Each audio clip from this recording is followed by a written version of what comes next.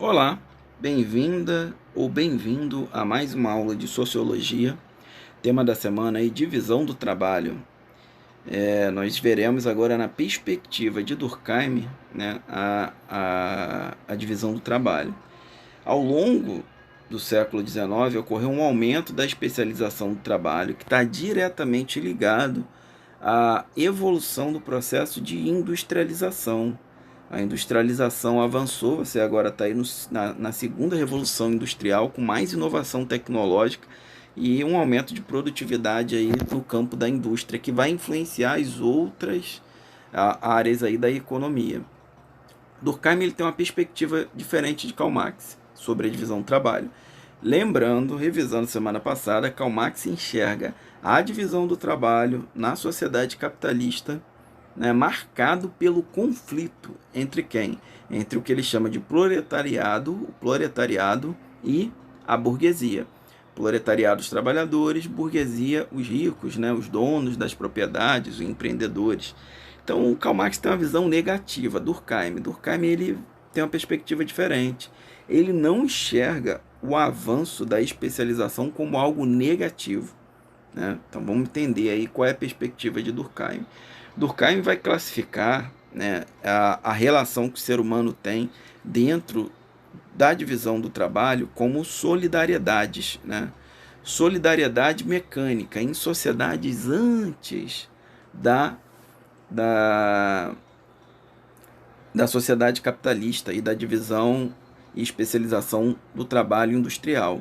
Como é que ocorria antes, né? O indivíduo que vivia numa sociedade tribal, ele acordava durante a manhã, se fosse menino, né? Se fosse homem, sairia para caçar, voltaria com a caça, né? Ia cuidar ali das suas ferramentas de trabalho, machadinho, arco e flecha, né? Ia preparar a caça que conseguiu. As meninas ao longo do dia acordariam, né? Iam cuidar das crianças, cuidar, por exemplo, de uma rocinha de algo que estaria ali próximo, né? O que eu estou descrevendo aqui é uma sociedade tribal indígena brasileira, né? Poderia ser uma roça de mandioca, né? Por exemplo. E esses indivíduos iam produzir o que era necessário para sua subsistência, o resto do dia, né, estariam dedicados ao lazer ou às atividades rituais, né, ou religiosas, ou, né, culturais aí da sociedade tribal onde esse indivíduo está inserido. Então ele vai classificar o Durkheim esse tipo de divisão do trabalho como mecânica. São sociedades primitivas onde o indivíduo praticamente faz tudo, né, daquilo que ele precisa aí para sobreviver, daí da comida e os instrumentos de trabalho. E na orgânica? Na orgânica é diferente.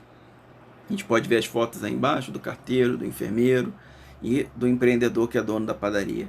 Na solidariedade orgânica, o Durkheim, né, vai enxergar que esses indivíduos vão se especializar, fazer um trabalho mais rápido e oferecer um serviço melhor para os seus clientes.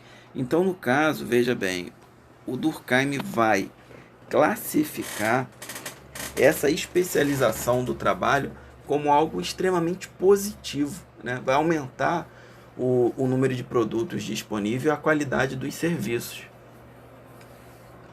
E Durkheim não vê como conflituosa a relação dos seres humanos no mercado de trabalho, na divisão do trabalho. Ele vê que cada indivíduo como um organismo, né? Contribui para a sociedade como um organismo, cada um vai ter a sua função. Se num corpo, né, nós temos aí o coração, o pulmão e cada órgão, da mesma maneira, cada indivíduo vai estar preenchendo aí uma função nessa sociedade. Organizações do trabalho no século XX. Nós vamos estudar, introduzir, né, o Fordismo e o Taylorismo aí como tema de estudo. Quem foi Henry Ford? A primeira foto que está aí, nós temos Henry Ford na frente do Ford T, né? Ele inovou aí o automobilismo com esse veículo que na época foi de grande inovação tecnológica. Ford ele vai inovar, né, a forma de se trabalhar numa fábrica e também vai inovar em como se tratava e se organizava o trabalho aí dos operários, né? Esses operários vão ter uma carga horária de trabalho de apenas 8 horas, o que vai proporcionar um maior tempo de lazer para esses indivíduos. Vai ter, por conta disso, né, um aumento do consumo dos operários, uma vez que a renda desses indivíduos passou a ser de 5 dólares ao dia. Na época isso aí era suficiente, né, para que esse indivíduo tivesse atendido às suas necessidades básicas. A foto que está logo abaixo é do Frederick Taylor. Ele vai introduzir uma administração nas fábricas, né, no qual ele vai utilizar métodos científicos através, por exemplo, da análise de como um trabalhador executava determinada tarefa para aumentar a produtividade. Como é que se dava isso, né? Ele vai estudar como um indivíduo, por exemplo, colocava uma determinada peça, como um pneu no carro, ou um motor, né, ou como montava determinado conjunto de peças que vão ser introduzido dentro de um automóvel ou de outra máquina, e ele vai ver quais são os trabalhadores que executam de forma mais rápida essa tarefa e quais eram os movimentos necessários para ser mais produtivo. Então, Taylor ele vai introduzir, né, além da linha de montagem, um trabalho mais produtivo. Esse controle das atividades, a divisão e parcelamento das tarefas são características tanto do Fordismo como do Taylorismo. Então você vai passar a ter uma produção em massa. Você tem um aumento da quantidade dos produtos que são entregues, ao mesmo tempo que você tem uma qualidade nesse produto e nesse serviço que está sendo oferecido. Uma outra forma de aumentar aí a produção foi através de recompensa e punições aos operários. Então, galera, basicamente é isso, né, que a gente tinha para ver. A perspectiva de Durkheim e esse modelo que vai ser introduzido na organização do trabalho através da gestão e administração de Henry Ford e de Taylor, né? Bom estudo. Qualquer dúvida é só perguntar lá no mural.